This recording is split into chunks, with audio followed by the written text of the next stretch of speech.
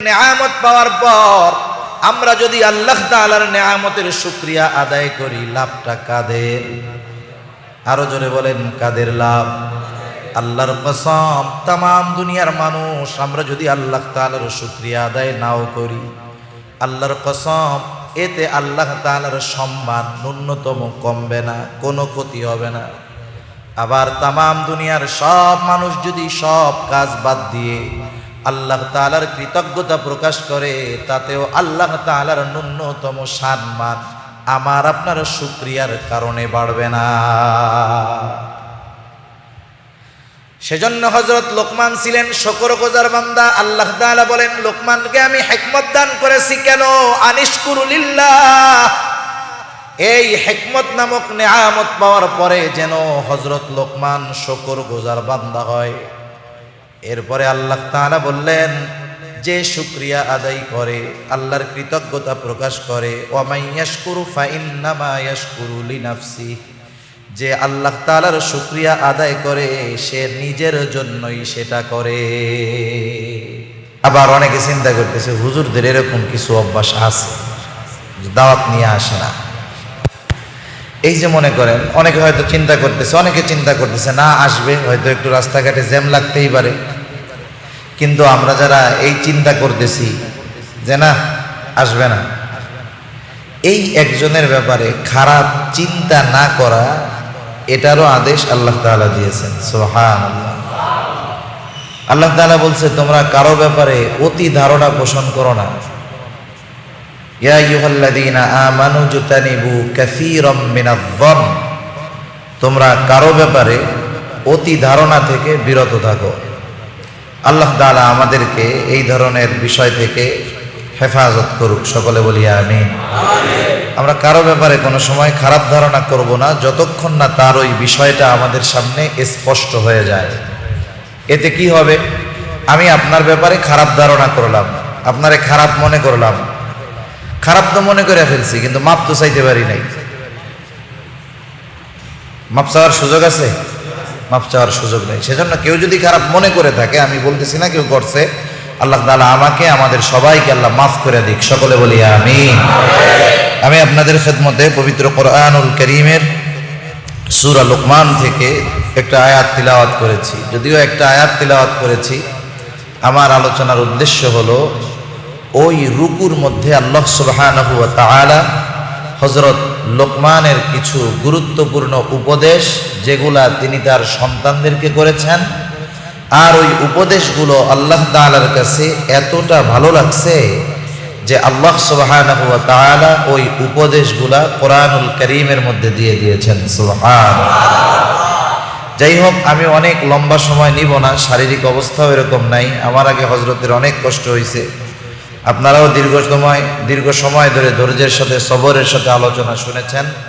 আল্লাহ তাআলা হযরতকে উত্তম প্রতিদান দান করুক, আপনাদেরকেও আল্লাহ উত্তম প্রতিদান দান করুক, সবাই বলি আমিন। হযরত লোকমান সন্তানদেরকে গুরুত্বপূর্ণ কয়েকটা উপদেশ দিয়েছেন। আজকে আমরা জানি যে আমাদের দেশে আমরা খুব চিন্তিত যে আমাদের তরুণ প্রজন্মের ভবিষ্যতে কি হবে, আমাদের যুব সম্প্রদায় যারা আছে এদের ভবিষ্যতে কি হবে। আমরা চিন্তা করার সাথে সাথে আমাদের কিছু কর্মসূচিও হাতে নেওয়ার দরকার ছিল, যাতে করে আমার সন্তান, আমাদের সন্তানগুলা ভবিষ্যতে ভালো হয়, মন্দ না হয়, খারাপ পথে চলে না যায়। আমরা অনেক ক্ষেত্রে মনে করি আমাদের সন্তানদেরকে আমরা মাদ্রাসা, স্কুল, কলেজে ভর্তি করে দিলাম। মাদ্রাসার হুজুর, স্কুলের স্যার, মক্তবের হুজুর, ওনাদের কাজ হইল আমার ছেলেটারে মানুষ বানায় দেওয়া। এটা ঠিক আছে, কিন্তু পিতা হিসাবে, মা হিসাবে প্রত্যেকটা সন্তানের প্রথম শিক্ষার জায়গা হলো তার ঘর, ঠিক কিনা বলেন? তার ঘর হলো তার প্রথম বিদ্যালয়, প্রথম শিক্ষার জায়গা। এখান থেকেই মূলত সন্তানদেরকে যদি আমরা শিক্ষা ভালো মতো দিতে পারি, তারা যা আমাদের কাছে প্রাপ্য সেটা যদি তাদেরকে দিতে পারি, তাহলে আশা করা যায় অধিকাংশ সন্তান যখন যৌবনে পদার্পণ করবে, যুবক হবে, ভ্রান্ত পথে যাবে না, সে দ্বীনের পথে, সঠিক পথে থাকবে। এজন্য আল্লাহ সুবহানাহু ওয়া তাআলা জানায় দিলেন যে আপনারা যারা বাপ আছেন, যারা বাবা হবেন আল্লাহ চাইলে ভবিষ্যতে, লোকমান সন্তানদের ব্যাপারে যেমন ভূমিকা পালন করেছে, প্রত্যেকটা বাবার সন্তানদের ব্যাপারে ওই ধরনের ভূমিকা পালন করতে হবে। এজন্যই হযরত লোকমানের উপদেশগুলা আল্লাহ সুবহানাহু ওয়া তাআলা কোরআনুল কারীমের মধ্যে আমাদেরকে জানায় দিয়েছেন। এখন আসেন, হযরত লোকমান কে ছিল? কারণ একজনরে যদি আমরা না চিনি, তার পরিচয় যদি আমরা না জানি, তাহলে তার কথার গুরুত্ব অনুধাবন করা যায় না। বোঝানোর জন্য বলি, আপনাদের এলাকার চেয়ারম্যান সাহেব যিনি অবশ্যই আপনাদের এলাকার মধ্যে একজন সম্মানিত ব্যক্তি, সে ঠিক কিনা? যখন তিনি কোনো কথা আপনাদেরকে বলবেন, আপনারা যখন তাকে দেখবেন, তার কথা আপনারা গুরুত্ব সহকারে শুনবেন, তাকে দেখলে আপনারা তাকে সম্মান করবেন, আর আপনাদের যাদের ছোট আপনারা তাকে স্নেহের দৃষ্টিতে দেখবেন। কিন্তু আপনাদের এই চেয়ারম্যান সাহেব যদি এমন কোনো জায়গায় যায় যেখানে ওনাকে কেউ চিনে না, ওনারে কেউ চিনে না, উনি কথা বললে আপনাদের এলাকায় সবাই চেনার কারণে ওনার কথাটাকে যতটুকু গুরুত্ব দিত, যেই জায়গায় ওনারে কেউ চিনে না, উনি যদি ওই কথাগুলা ওই অপরিচিত এলাকায় বলেন তো ওনার কথার কেউ গুরুত্ব দেবে নাকি? কারণ কি? কারণ কথা যত দামি বলুক, কিন্তু ওনার পরিচয় ওই এলাকার মানুষ জানে না। এটা মানুষের একটা খাসলাত, মানুষের একটা অভ্যাস। আল্লাহ তাআলা এটা খুব ভালো জানেন। এজন্য আল্লাহ তাআলা হযরত লোকমানের উপদেশগুলা বর্ণনা করার আগে স্বল্প করে হযরত লোকমানের পরিচয় তুলে ধরতেছেন, যাতে করে আমরা বুঝতে পারি এই লোকটা কেমন মানুষ। যখন আমরা বুঝতে পারবো যে না, ইনি খুব গুরুত্বপূর্ণ একজন মানুষ, তার সম্পর্কে জীবনে না জানলেও, না দেখলেও, না চিনলেও, তার পরিচয় পাওয়ার পরে তার কথাগুলা আমরা গুরুত্ব সহকারে গ্রহণ করব। ঠিক কিনা বলেন? এটা মানুষের খাসলাত। এজন্য আল্লাহ তাআলা হযরত লোকমানের কিছু পরিচয় আমাদের সামনে তুলে ধরছেন। আল্লাহ তাআলা বলেন, ওয়ালাকাদ আতাইনা লুকমানাল হিকমাতা আনিশকুর লিল্লাহ ওয়া মান ইয়াশকুর ফাইন্নামা ইয়াশকুরু লিনাফসিহি ওয়া মান কাফারা ফাইন্নাল্লাহা গনিয়্যুন হামিদ। আল্লাহ রাব্বুল আলামিন বলেন, ওয়ালাকাদ আতাইনা লুকমানাল হিকমা, আমি হযরত লোকমানকে হিকমত প্রদান করেছি, প্রজ্ঞা দান করেছি, জ্ঞান দান করেছি। আল্লাহ তাআলা বলেন, আমি হযরত লোকমানকে হিকমত দান করেছি। তাফসীরে ইবনে কাসীরের মধ্যে হযরত কাতাদা রাহমাতুল্লাহি আলাইহি থেকে বর্ণনা পাওয়া যায়, আল্লাহ তাআলা হযরত লোকমানকে নবুয়াত এবং হিকমত এই দুইটা থেকে একটা গ্রহণ করার সুযোগ আল্লাহ তাআলা তাকে দিয়েছে। হযরত লোকমানের সামনে পেশ করা হয়েছে, লোকমান, তুমি যদি চাও নবুয়াত গ্রহণ করতে পারো, তুমি যদি চাও তুমি হিকমত গ্রহণ করতে পারো। মুফাসসিরিনে কেরাম বলেন, হযরত লোকমান নবুয়াতকে গ্রহণ না করে তিনি হিকমতকে বেছে নিলেন। প্রত্যেকটা নবী কিন্তু হিকমতওয়ালা। নিঃসন্দেহে হিকমতের চাইতে নবুয়াতের মর্যাদা, সম্মান অনেক অনেক গুণ বেশি। বলেন তো, আমাদেরকে যদি দুইটা অপশন দেওয়া হয়, একটা দামি আর একটা তার চাইতে কম দামি, আমার তো মনে হয় আমরা প্রত্যেকেই দামিটাকে গ্রহণ করব, স্বাভাবিক বিষয়, ঠিক কিনা বলেন? কিন্তু হযরত লোকমান নবুয়াতকে গ্রহণ না করে কেন তিনি হিকমতকে গ্রহণ করলেন? যখন প্রশ্ন করা হলো, লোকমান, আপনাকে তো আল্লাহ তাআলা নবুয়াত অথবা হিকমত দুইটা থেকে একটা গ্রহণ করার জন্য সুযোগ দিল। নবুয়াত কত মর্যাদাপূর্ণ একটা বিষয়, আপনি সেটাকে বাদ দিয়ে কেন হিকমতকে গ্রহণ করলেন? হযরত লোকমান তখন জবাব দিলেন, শোনো, কোনো সন্দেহ নাই যে নবুয়াত একটা মর্যাদাপূর্ণ পদ, দায়িত্ব। আমি নবুয়াত এই মর্যাদাপূর্ণ দায়িত্বটা গ্রহণ না করার কারণ হলো, আল্লাহ তাআলা যদি নিজের থেকে আমাকে সেই দায়িত্বটা দিতেন, তাহলে ওই দায়িত্ব পালন করার জন্য যা কিছু প্রয়োজন, যত ব্যবস্থাপনার দরকার, সব কিছুর ব্যবস্থা গ্রহণ করতেন কে? কারণ দায়িত্বটা স্বয়ং আল্লাহ তাআলা দিয়েছেন। যেহেতু আল্লাহ তাআলা দিয়েছেন, ওই দায়িত্ব যথাযথভাবে পালন করতে যা দরকার সেই ব্যবস্থাপনাও আল্লাহ তাআলা নিতেন। আর যেহেতু আমাকে সুযোগ দেওয়া হয়েছে, আমি যদি নিজের থেকে নবুয়তের দায়িত্ব নিতাম, আর ওই দায়িত্ব পালন করতে গিয়ে আমার যদি কোনো ত্রুটি বিচ্যুতি হয়ে যাইত, আমার যদি কোনো ভুল ভ্রান্তি হয়ে যাইত, তাহলে আল্লাহ তাআলার কাছে আমাকে জবাবদিহিতা করা লাগতো। কারণ হলো নবুয়ত এই দায়িত্ব জিম্মাদারি আল্লাহ তাআলা দেন নাই। দায়িত্ব আমি নেওয়ার কারণে ভুল ভ্রান্তি হলে আল্লাহর দরবারে আমাকে জবাবদিহিতা করতে হতো। এই জবাবদিহিতা থেকে বাঁচার জন্য আমি নবুয়তকে গ্রহণ করি নাই, হিকমতকে গ্রহণ করছি। হিকমত কাকে বলে? হিকমত হলো প্রজ্ঞা, জ্ঞান, দ্বীনের বুঝ, স্বপ্নের তাওয়িল, এইগুলাকে বলা হয় হিকমত। জ্ঞান সম্পন্ন একজন লোক, তীক্ষ্ণ বুদ্ধি সম্পন্ন লোক। হযরত লোকমানের কথা কর্মের ভিতরে হিকমত পাওয়া যাইত, জ্ঞানের পরিচয় পাওয়া যাইত। কিন্তু হযরত লোকমান দেখতে যে অনেক সুন্দর ছিলেন তা নয়। তিনি ছিলেন গোলামের ঘরের গোলাম, হাবশি, কালো মানুষ। একটা মানুষকে অসুন্দর দেখার জন্য যা কিছু প্রয়োজন সব তার মধ্যে আছে। কালোর কালো, চুলগুলা কোকড়া, ঠোঁটগুলা মোটা, পাগুলা ছড়ানো, সাথে আবার বেটে। একটা মানুষকে অসুন্দর লাগার জন্য যা কিছু দরকার সব লোকমানের মধ্যে ছিল। কিন্তু লোকমানের কথা, লোকমানের কাজগুলা ছিল অনেক সুন্দর। এই জন্যই আল্লাহ তাআলা হযরত লোকমানের কথা কোরআনুল কারীমের মধ্যে বর্ণনা করে দিয়েছে। কারণ মানুষের চেহারা, মানুষের বংশকৌলিন্য, এগুলার সাথে সম্মানিত হওয়ার কোনো সম্পর্ক নাই। আল্লাহ তাআলা বলেন, ইন্না আকরামাকুম ইনদাল্লাহি আতকাকুম, তোমাদের মধ্যে আল্লাহ তাআলার কাছে সর্বাধিক সম্মানিত ব্যক্তি হলো সে যার তাকওয়া যেমন আল্লাহ তাআলার কাছে তার সম্মানটা তেমন। হযরত লোকমান সুন্দর ছিলেন না, কিন্তু তার কথা কর্মের ভিতরে হিকমত পাওয়া যায়। হযরত লোকমান প্রাথমিক জামানায় একজন মানুষের ছাগল চরাইতেন।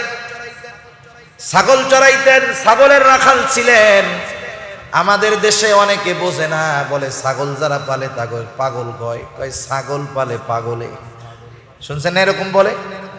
অথচ প্রত্যেকটা নবীকে দিয়ে আল্লাহ তাআলা ছাগল লালন পালন করাইছে। কেন জানেন? কোনো ব্যক্তি যদি ছাগল রক্ষণাবেক্ষণ করতে পারে, এ জায়গা তার ধৈর্যের পরিচয় হয়। কেউ যদি ছাগল পালতে পারে ঠান্ডা মাথায়, সে ধৈর্যের গুণ অর্জন করতে পারে। কারণ নবীরা যদি ধৈর্যহীন হইতেন, ৯৫০ বছর দাওয়াত দিয়েছে হযরত নূহ আলাইহিস সালাম, দাওয়াত গ্রহণ করছে মাত্র ৮০ জন। ৯৫০ বছর দাওয়াত দিয়া সংখ্যা কত? ৮০ জন। বছরে একজনও নাই, ১০ বছরেও একজন পায় নাই গড়ে। কত ধৈর্যের দরকার। আমার আপনার নবীজি ছাগল পেলেছেন মুসা আলাইহিস সালাম। বিবাহ করার পর বিবাহের জন্য মোহরানা স্বরূপ দীর্ঘদিন ছাগল পালা লাগছে। হযরত লোকমান প্রাথমিক জামানায় একটা মানুষের রাখালগিরি করতেন, ছাগল পালতেন। একদিন এক মালিক এসে বলতেছে, ও লোকমান, যাও আমার জন্য একটা ছাগল জবাই করবা, আর ছাগলের সবচাইতে সুস্বাদু জায়গার গোশত আমার জন্য নিয়ে আসবা। হযরত লোকমান একটা ছাগল জবাই করলেন। ছাগলের থেকে জিহ্বা আর কলিজা, এই দুইটা টুকরা এনে মালিকের সামনে হাজির করলেন। বললেন, মালিক, এই দুইটা হলো সবচাইতে দামি সুস্বাদু গোশত। কিছুদিন পর মালিক আবার হাজির হয়ে গেল। আয়েশা বলে, লোকমান, আজকে তুমি আমার জন্য আরেকটা ছাগল জবাই করবা, আর ছাগলের সবচাইতে নিকৃষ্ট জায়গার গোশত আমার জন্য হাজির করবা। হযরত লোকমান আবার একটা ছাগল জবাই করলেন। গত দিনের ন্যায় আজকেও কলিজা, হৃৎপিণ্ড আর জিহ্বার গোশত নিয়ে মালিকের সামনে হাজির। মালিক সবচাইতে ভালোটা আনতে বলছে, ওই দুইটা আনছে। সবচাইতে নিকৃষ্ট গোশত আনতে বলছে, ওই দুইটা আনছে। মালিক বলে, লোকমান, তুমি কি আমার সাথে মজা করো নাকি, ঠাট্টা করো নাকি? আগের দিন সবচাইতে ভালো আনতে বললাম এইটা আনলা, আজকে সবচাইতে নিকৃষ্ট আনতে বললাম এইটা আনলা, কারণটা কি? এবার হযরত লোকমান বলে, মালিক, কারো অন্তর আর জবানটা যদি ভালো হয়ে যায় তার সব কিছু ভালো হয়ে যায়, আর কারো অন্তর আর জবানটা যদি খারাপ হয়ে যায় তার সব কিছু খারাপ হয়ে যায়। ওর যত সার্টিফিকেট থাক, যত পদ পদবী, বংশ কৌলিন্য, শিক্ষাগত যোগ্যতা, সম্পদ যতই তার থাক, ওর অন্তর আর জবান যদি নষ্ট হয়ে যায়, ওর চাইতে নিকৃষ্ট আর কেউ না। হযরত লোকমান এইরকম প্রজ্ঞাপূর্ণ কাজ করতেন, কথা বলতেন। আল্লাহ রাব্বুল আলামিন সেই কথাই বলেন, ওয়ালাকাদ আতাইনা লোকমানাল হিকমাহ, আমি হযরত লোকমানকে হিকমত প্রদান করেছি। মনে রাখবেন, টাকা পয়সাই শুধু নেয়ামত না, সুস্থতাও কিন্তু নেয়ামত, ঠিক কিনা? একটা সুসন্তান নেয়ামত, একটা সুন্দর নেককার বিবি সেও কিন্তু নেয়ামত। সুস্থতা নেয়ামত। কেউ যদি দ্বীনের বুঝ পায়, দ্বীনের জ্ঞান পায়, ইলম অর্জন করতে পারে, সেটাও কিন্তু আল্লাহর তরফ থেকে বড় নেয়ামত। আল্লাহ তাআলা হযরত লোকমানকে হিকমত দিয়েছেন, আর হিকমতটা আল্লাহ তাআলার পক্ষ থেকে অন্যতম দামি একটা নেয়ামত। এখন বলেন, মানুষ যদি কোনো নেয়ামত পায়, নেয়ামত পাইলে শুকরিয়া আদায় করতে হয় কার? আর জোরে বলি কার? আল্লাহ তাআলার শুকরিয়া আদায় করতে হয়। আর মনে রাখবেন, যেই মানুষ নেয়ামত পাওয়ার পরে শুকর গুজার হতে পারে, আল্লাহর শুকরিয়া আদায় করতে পারে, এই বেটা আসলে খাঁটি মানুষ। যে নেয়ামত পাওয়ার পরে শুকরিয়া আদায় করে, সে কখনো অহংকারী হয় না, সে কখনো খারাপ মানুষ হইতে পারে না। আপনাদের সমাজে হয়তো অনেক মানুষ আছে, এক সময় সম্পদ ছিল না, আল্লাহ তাআলা ব্যবসা বাণিজ্য করছে, তারে সম্পদ দিয়েছে, কিন্তু সে তার অতীত ভুলে যায় নাই। সে অতীতের কথা মনে রাখে। অতীতের কথা যদি কেউ তারে স্মরণ করায় দেয়, সে তখন বলে, আলহামদুলিল্লাহ, এক সময় কত কষ্টে কাটছে, আল্লাহ তাআলার শুকর, এখন আমি একা খাই না, আরো 5টা পরিবারে আল্লাহ দিলে খাওয়াইতে পারি, সব আল্লাহ তাআলার দেওয়া নেয়ামত। অনেকে আছে এরকম, বলে কি বলে না, এ শুকর গুজার বান্দা। আর কিছু বান্দা আছে কি করে জানেননি, আগে ওর কিছুই ছিল না, এখন টাকা পয়সা হয়ে গেছে। কেউ যদি তাকে অতীত স্মরণ করায় দেয়, বেটা এক সময় তো তোর কিছুই ছিল না, তুই তো এখন অনেক টাকা পয়সার মালিক, আল্লাহ তাআলা তোরে দিছে, এইগুলা শুকরিয়া আদায় করিস। আরে মিয়া বাদ দাও, কত পরিশ্রম করছি জানো, রাতের পর রাত খাইটা এই টাকা ইনকাম করছি। এরকম বলা লোক আছে না নাই? এরা হলো নাশকর বান্দা। মনে রাখবেন, কেউ যদি নাশুকুরি করে, তার নেয়ামত ছিনায় নেয় কে? আবার যদি শুকরিয়া আদায় করে, নেয়ামত বাড়ায় দেয় কে? এখন বলেন, নেয়ামত পাওয়ার পর আমরা যদি আল্লাহ তাআলার নেয়ামতের শুকরিয়া আদায় করি, লাভটা কাদের? আরো জোরে বলেন, কাদের লাভ? আল্লাহর কসম, তাম দুনিয়ার মানুষ আমরা যদি আল্লাহ তাআলার শুকরিয়া আদায় নাও করি, আল্লাহর কসম, এতে আল্লাহ তাআলার সম্মান ন্যূনতম কমবে না, কোনো ক্ষতি হবে না। আবার তাম দুনিয়ার সব মানুষ যদি সব কাজ বাদ দিয়ে আল্লাহ তাআলার কৃতজ্ঞতা প্রকাশ করে, তাতেও আল্লাহ তাআলার ন্যূনতম সম্মান আমার আপনার শুকরিয়ার কারণে বাড়বে না। সেজন্য হযরত লোকমান ছিলেন শুকরগুজার বান্দা। আল্লাহ তাআলা বলেন, লোকমানকে আমি হিকমত দান করেছি কেন? আনিশকুরু লিল্লাহ। এই হিকমত নামক নেয়ামত পাওয়ার পরে যেন হযরত লোকমান শুকরগুজার বান্দা হয়। এরপরে আল্লাহ তাআলা বললেন, যে শুকরিয়া আদায় করে, আল্লাহর কৃতজ্ঞতা প্রকাশ করে, ওয়া মাইয়াশকুরু ফাইন্নামা ইয়াশকুরু লিনাফসি, যে আল্লাহ তাআলার শুকরিয়া আদায় করে, সে নিজের জন্যই সেটা করে। তার মানে শুকরিয়া আদায় করলে লাভ কাদের? আরে জোরে বলেন, কাদের? আমাদের। হযরত লোকমান শুকরগুজার বান্দা ছিলেন। মনে রাখবেন, ওই যে আগে কইছি, যারা অতীতকে অস্বীকার করে, অতীতকে ভুলে যায়, অতীতের ব্যাপারটা ভুলে যায়, বর্তমানে ভালো আছে এটা নিয়ে প্রাউড ফিল করে, কিন্তু ভবিষ্যতের কথা স্মরণ করাইলে অহংকার করে। মনে রাখবেন, এই মানুষগুলা ভালো মানুষ না। এই মানুষগুলা কি মানুষ না? ভালো মানুষ না। হযরত লোকমানের এরকম সুন্দর একটা গুণ ছিল। তিনি কেমন ছিলেন, কেমন শুকরগুজার ছিলেন দেখেন। উনি এক সময় প্রচুর প্রসিদ্ধি লাভ করলেন, প্রচুর প্রসিদ্ধি লাভ করেছেন। তৎকালীন সময়ে তো YouTube, Facebook, mobile, mike announce, postering কিছুই ছিল না। এরপরেও তার এই সুখ্যাতির কথা, তার জ্ঞানের কথা আশেপাশের সব দেশের মানুষ জানত। বিভিন্ন দেশের থেকে মানুষ শুধু তার জ্ঞানগর্ভ কথাগুলা শোনার জন্য তার কাছে হাজির হইত। একদিন এরকম বড় এক সমাবেশের মধ্যে হযরত লোকমান বক্তব্য দিচ্ছেন। বক্তব্যের মাঝে একটা লোক হঠাৎ করে দাঁড়ায় গেছে, বলে, লোকমান, আমি আপনার কাছে একটু কিছু বিষয়ে জানতে চাই। কি জানতে চাও? বলে, আপনি কি সেই লোকমান যেই লোকমান একটা সময় আমার সাথে জঙ্গলে ছাগল চড়াইতো? আপনি কি সেই লোকমান নাকি? চিন্তা করে দেখেন, হাজার মানুষের সামনে বক্তব্য দিচ্ছে, এই অবস্থায় তার রাখালগিরি করছে যেই অতীতে, সেই অতীতের কথা স্মরণ করায়া দিচ্ছে। আমরা হইলে কি করতাম? ধমক একটা মাইরা ওইটারে বসায়া দিতাম, আরে বেটা অতীতে যা ছিল ছিল, আমি বর্তমানে কি আছে এটা দেখ। এরকম ধমক একটা দিয়ে তারে কি করতাম? বসায়া দিতাম। এটা অহংকার আমার দ্বারা প্রকাশ পেয়ে যেত। নাশুকুরির যেই আলামত সেটা আমার মধ্যে পাওয়া যায়। হযরত লোকমান ও যখন এই কথা বলছে, উনি অতীতের কথা ওনার মনে পড়ে গেছে। বলতেছে, হ্যাঁ তুমি ঠিক বলেছো, আমি সেই লোকমান যে একটা সময় ছাগল চড়াইতো, ছাগলের রাখালগিরি করতো, আমি সেই লোকমান। এইবার তাকে জিজ্ঞাসা করতেছে, লোকমান, আজকে এই পর্যায়ে তুমি যে আসলা, আল্লাহ তাআলা যে তোমাকে আনলো, কোন গুণের কারণে আসলা? এইবার হযরত লোকমান বলে, আমার মনে হয় অল্প কথা, অপ্রয়োজনীয় কথা, আমানতদারিতা, মিথ্যা কথা পরিত্যাগ করার কারণে আল্লাহ তাআলা আমাকে এই মর্যাদা দান করেছে।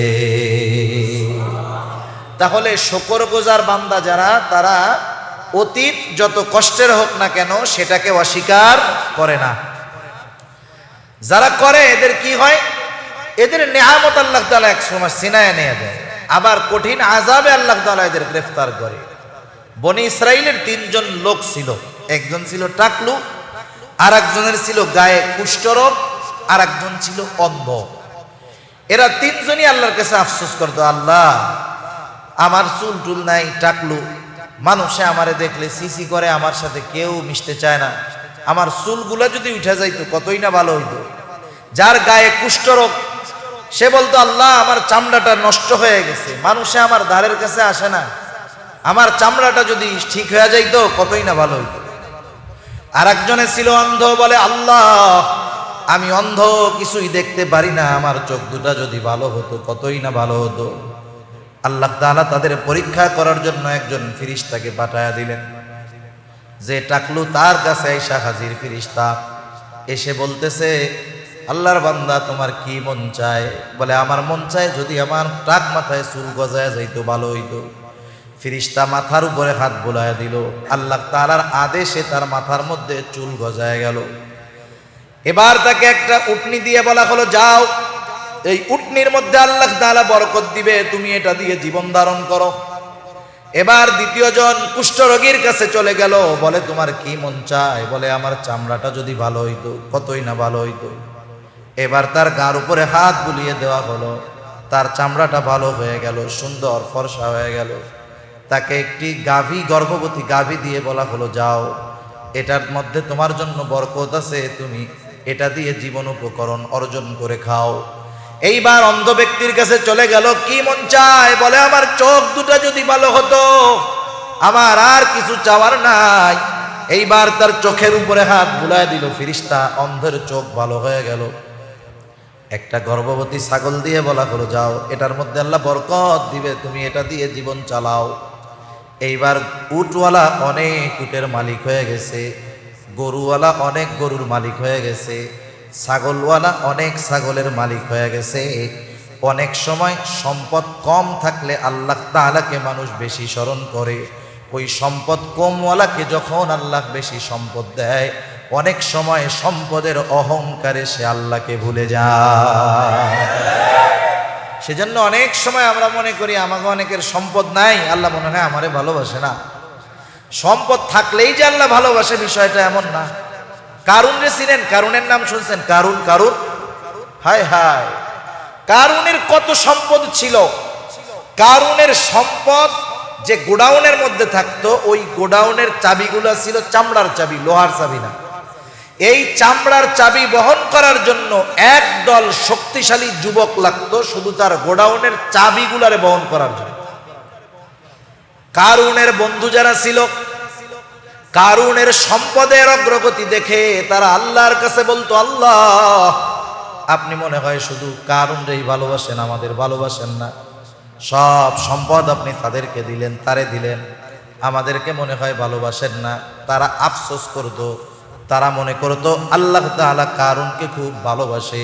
কিন্তু কারুন যখন সম্পদের মোহে পড়ে অহংকার করা শুরু করলো, যাকাত দিতে অস্বীকার করলো, মুসা আলাইহিস সালামকে অপবাদ দেওয়ার অপচেষ্টা করলো, আল্লাহর গজবে পতিত হয়ে গেল। এইবার আল্লাহ তাআলা কারুনকে তার সম্পদ সহ জমিনের মধ্যে ডাবায়া দিলেন। এখনো মুফাসসিরিনে কেরাম বলেন, এখনো জমিনের তলে কারুন তার সম্পদ সহ ডাবতেছে। কিয়ামত পর্যন্ত কারুন তার সম্পদ সহ জমিনে ডাবতে থাকবে। ওই যে বন্ধু যারা ছিল, ওরা কারুনের সম্পদ দেখে আফসোস করে, আল্লাহ আপনি ওরে খুব ভালোবাসেন। এখন এটি কি কয় জানেন? এরা কয়, আল্লাহ আসলে আপনি কারুনরে না, আমাদেরকেই ভালোবাসেন, নাহলে সম্পদ আমাকেও দিলে আমাদের অবস্থাও কারুনের মতো হয়ে যাইতো। আসলে আপনিই আমাদেরকে ভালোবাসেন। সেজন্য অনেক সময় সম্পদ না থাকলে আমরা মনে করি আল্লাহ ভালোবাসে না। অনেকের সম্পদ আছে, মনে করে আল্লাহ তাআলা তাকে ভালোবাসে। আসলে আল্লাহ তাআলার ভালোবাসার সাথে সম্পদের কোনো সম্পর্ক নাই। যদি সম্পদ আল্লাহ তাআলা দেয়, শুকর করতে হবে আল্লাহ তাআলার, অহংকার করা যাবে না, তাইলে এই সম্পদ ধ্বংসের কারণ হয়ে যেতে পারে। এবার যখন তাদের অনেক সম্পদ হয়েছে, আল্লাহ তাআলা পুনরায় তাদের পরীক্ষা নেওয়ার জন্য আবার ফেরেশতা পাঠিয়ে দিলেন। ওই যে টাকলু অনেক সম্পদের মালিক, ফেরেশতা মানবাকৃতি ধারণ করে তার কাছে গিয়ে বলে, ভাই আমি এক গরিব মুসাফির, অনেক দূরে আমাকে যেতে হবে, আমার যাওয়ার মতো কোনো বাহন নাই, তোমাকে তো আল্লাহ তাআলা অনেক সম্পদ দিয়েছে, একটা উট আমাকে দাও, যেটাতে চড়ে আমি আমার গন্তব্যে পৌঁছায় যেতে পারি। এবার বলতেছে, না না, এটা দেওয়া যাবে না, দেওয়া যাবে না। ফেরেশতা এবার বলতেছে, ভাই তুমি তো সেই লোক, একটা সময় যার মাথার মধ্যে চুল ছিল না, তুমি ছিলা টাক, মানুষে তোমারে সিসি করতো, কিছুই তোমার ছিল না। আল্লাহ তাআলা আজকে তোমারে অনেক কিছু দিয়েছে, একটা উট আমারে দাও, কিছুই হবে না। এবার ওই টাকলু বলতেছে, কে বলছে তোমারে এই কথা? আমি ধনী তো পূর্বপুরুষ থেকেই ধনী, আমি কোনোদিন টাকলু ছিলাম না, কোনোদিন আমি অভাবে ছিলাম না। এবারও তো ফেরেশতা ও দোয়া করতেছে, তুমি যদি মিথ্যা কথা কইয়া থাকো, আল্লাহ জানি তোমারে আগের অবস্থায় ফিরাইয়া দেয়। এবার দ্বিতীয় জনের কাছে গেছে, যায়া বলতেছে, একটা গরু দাও, আমি আমার গন্তব্যে পৌঁছাইতে পারবো। বলে, না দেওয়া যাবে না। বলতেছে, হায় তুমি তো সেই লোক যার চামড়ার মধ্যে কুষ্ঠরোগ ছিল, মানুষ ঘৃণা করতো, সি করতো, কেউ তোমার কাছে আসতো না, তোমার কোনো সম্পদ ছিল না। আল্লাহ তাআলা দয়া করে তোমার ওই পচা চামড়াগুলাকে সুন্দর বানায় দিলেন, গরু দিলেন, বরকত দিলেন, একটা দাও। বলে, না না, আমি কোনোদিন অসুস্থ ছিলাম না, রোগী ছিলাম না, আমি কোনোদিন গরিব ছিলাম না, আমার পূর্বপুরুষ থেকেই আমরা ধনী। এবার ফেরেশতা বলে, ঠিক আছে, তুমি যদি মিথ্যা বলে থাকো, আল্লাহ তাআলা জানি তোমারে আগের অবস্থায় ফিরাইয়া দেয়। এইবার তৃতীয় জনের কাছে গেল, যাওয়ার পরে বলতেছে, ও ভাই আমি অনেক দূর থেকে এসেছি, মুসাফির, তুমি যদি আমার একটা ছাগল দিতা, এটা দিয়ে আমি আমার গন্তব্যে পৌঁছানোর ব্যবস্থা করতে পারতাম। ওই লোকটা বলতেছে, ভাই একটা নয়, তোমার যতগুলা প্রয়োজন তুমি নিয়ে যাও, কারণ এগুলো সব আমার আল্লাহ তাআলা দিছে। এক সময় আমার কিছুই ছিল না, অন্ধ ছিলাম, সম্পদ ছিল না, সব আল্লাহ দিছে, তোমার যা লাগে তুমি ততগুলা লাগে তুমি নিয়ে যাও। এবার ফেরেশতা বলতেছে, না আমার একটা ছাগলও লাগবে না, আমাকে আল্লাহ তাআলা তোমাদের এই তিনজনের পরীক্ষা নেওয়ার জন্য পাঠাইছিলেন, তোমার পরীক্ষায় তুমি পাশ হয়ে গেছো, তুমি আল্লাহ তাআলার কৃতজ্ঞতা প্রকাশ করেছো, অতীতকে তুমি মনে রাখছো, কিন্তু আগের দুইজন নাশকর গোজার বান্দা হয়ে গেছে, আল্লাহ তাআলা তাদেরকে আগের অবস্থায় ফিরায় দিবে। এই জন্য মনে রাখতে হবে, কৃতজ্ঞতা প্রকাশ করলে লাভ আমাদের, কৃতজ্ঞতা প্রকাশ না করলে ক্ষতি আমাদের।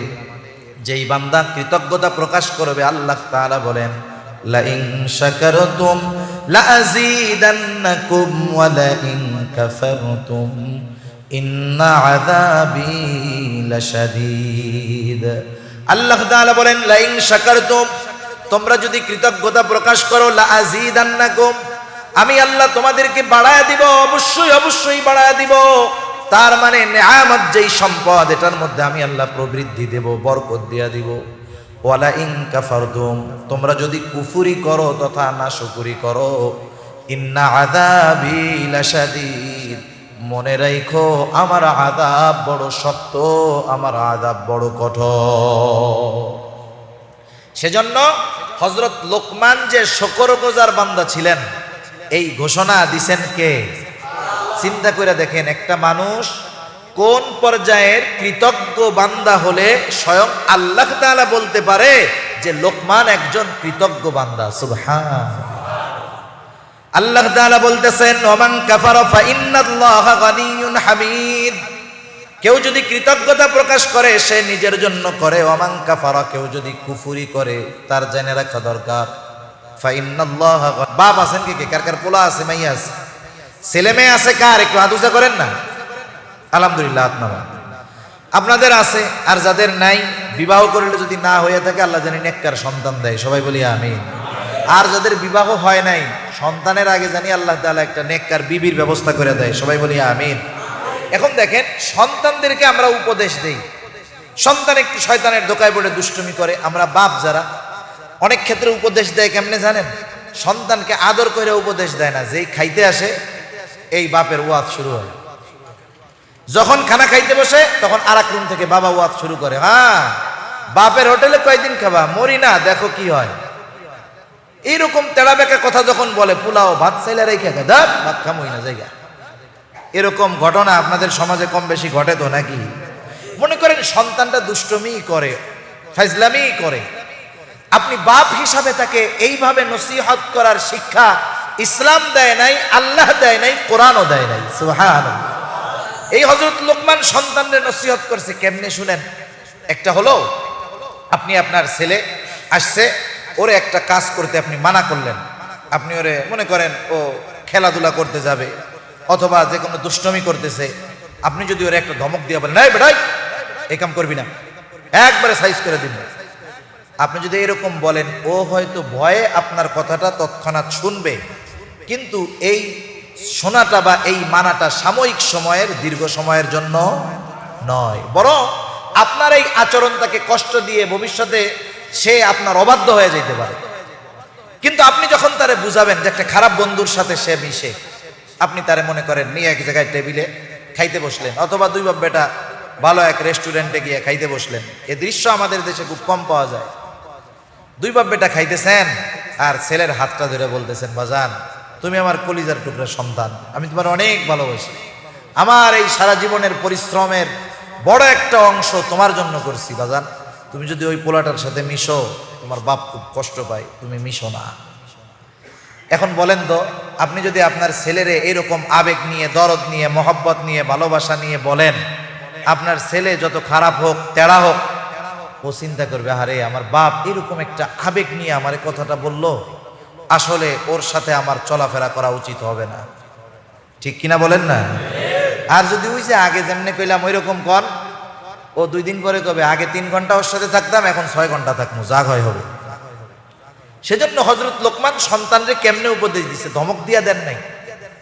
আরবি ভাষার কিছু অর্থ আছে যেগুলা বাংলায় অনুবাদ করে বোঝানো যায় না, ওগুলা আন্তরিক একটা বিষয়, যে শব্দটার মূল বুঝ এটা অর্থের দ্বারা অনুবাদ করে বোঝানো যায় না, এর আন্তরিক একটা অর্থ থাকে, সেটা যারা আরবি মোটামুটি বোঝে তারা অনুধাবন করতে পারে।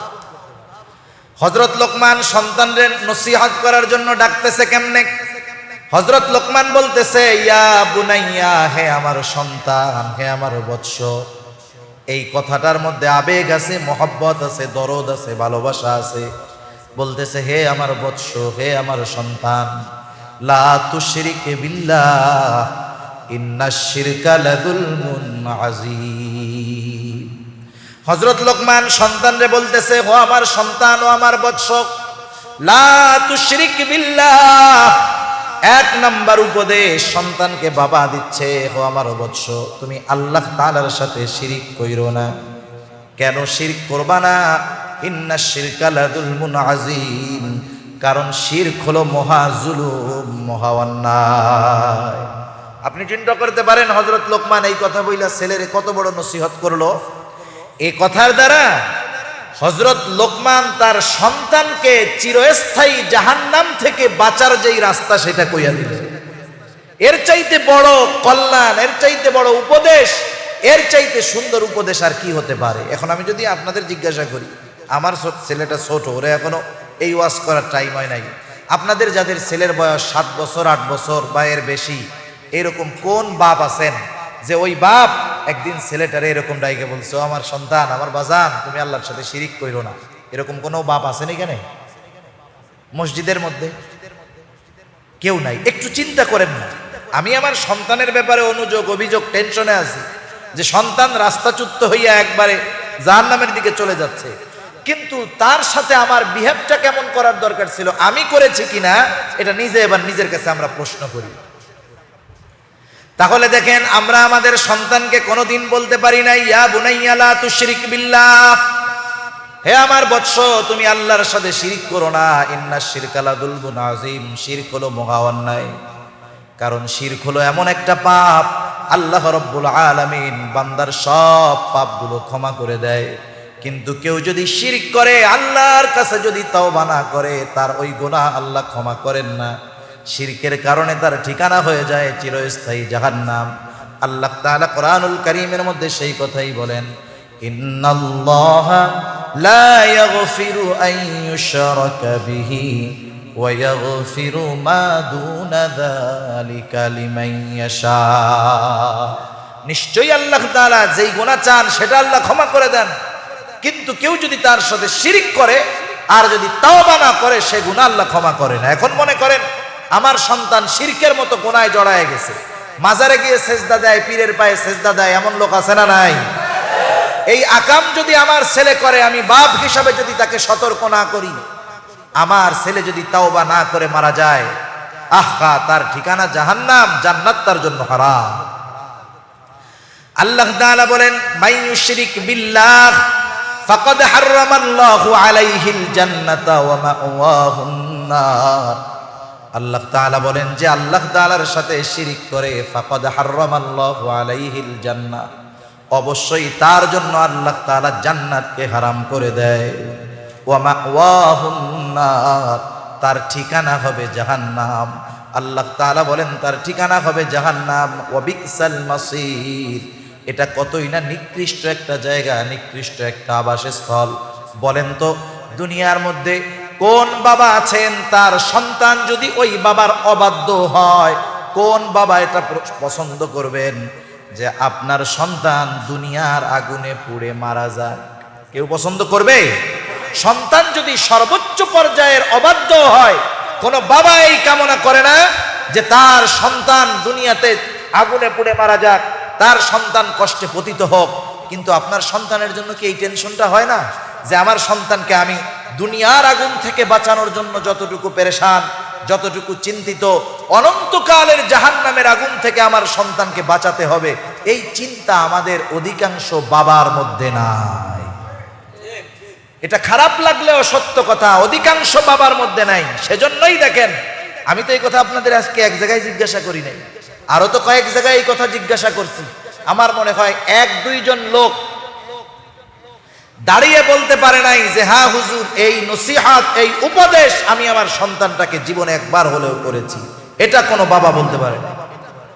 সেজন্য যারা বলেন নাই, আজকে গিয়ে ছেলেটারে মাথায় হাত দিয়া বলবেন, বাবা শিরিক করিস না, কারণ আমি তোর কষ্ট দেখতে চাই না, শিরিকের কারণে জাহান্নামে যাওয়া লাগবে। সেজন্য 1 নম্বরে এটা হলো তাওহীদের শিক্ষা।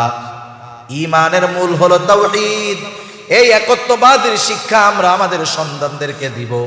হযরত লোকমান সন্তানকে এই শিক্ষা দিয়েছেন, আর আল্লাহ তাআলার কাছে অতি পছন্দ হয়েছে বিধায় হযরত লোকমানের এই উপদেশটা আল্লাহ তাআলা কোরআনুল কারীমে নাজিল করে দিয়েছে। এই উপদেশটা বর্ণনা করার পরে আল্লাহ তাআলা এবার দুনিয়ার মানুষদের উদ্দেশ্যে কিছু নসিহত করেছে মা বাবার ব্যাপারে। মুফাসসিরিনে কেরাম এখান থেকে সূক্ষ্ম তত্ত্ব বের করেন যে যেই মা বাবা সন্তানদেরকে দ্বীনি পরিচয় শিক্ষা দিবে, আল্লাহর পরিচয় শিক্ষা দিবে, ওই সন্তানেরা বড় হয়ে মা বাবার আনুগত্য হবে, মা বাবার খেদমত করবে, মা বাবাকে বৃদ্ধাশ্রমে ফালায়া রাখবে না। আজকেও একজনের ঘটনা দেখতেছিলাম আসার সময়, কোটি কোটি টাকার মালিক, সে যখন একটু অসুস্থ হয়ে গেছে, সন্তানেরা যে কোনো সিস্টেমে তাকে বৃদ্ধাশ্রমে পাঠায় দিছে। টাকা পয়সা দিয়া ভুয়া কাগজপত্র বানাইছে যে বাপ মরে গেছে। এই ভুয়া কাগজপত্র বানায়া সম্পদগুলা নিজেরা ভাগ বটোয়ারা করে ওই বৃদ্ধ বাবাকে বৃদ্ধাশ্রমে ফেলায় রাখছে। দুই একদিন আগে ওই বাপ মারা গেছে। সন্তানগুলা বাপের খোঁজ খবর তো বহুত দূর, জানাজায় পর্যন্ত যায় নাই। এই পরিস্থিতি দিন দিন বাড়তেছে। বৃদ্ধাশ্রমের সংখ্যা বাবা বাংলাদেশে কমতেছে না, বরং দিন যাচ্ছে আরো বাড়তেছে। সেজন্য সন্তানকে আল্লাহর সাথে কানেক্ট করাতে হবে আমাদের, তাইলে ওই বৃদ্ধাশ্রমের সিট আমাদের জন্য আশা করি বরাদ্দ হবে না।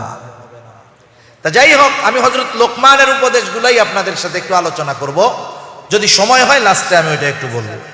তাহলে হযরত লোকমান সন্তানকে প্রথম উপদেশ দিয়েছে শিরিক করবা না।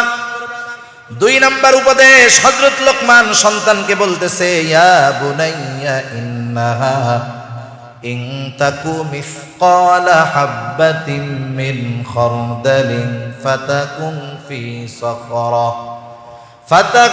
ফি সখরাতিন আও ফিস সামাওয়াতি আও ফিল আরদি ইয়াতি বিহাল্লাহ ইন্নাল্লাহা লাতীফুন খবীর। আল্লাহ তাআলা বলেন হযরত লোকমান তার সন্তানকে পরবর্তী যে উপদেশ করতেছে, হযরত লোকমান বলতেছে, ইয়া বুনাইয়া, হে আমার সন্তান, আবেগ মোহাব্বত ভালোবাসা নিয়ে বলতেছে, হে আমার সন্তান, ইন্নাহা ইন তাকু মিসকালা হাব্বা, একটু খেয়াল দিবেন।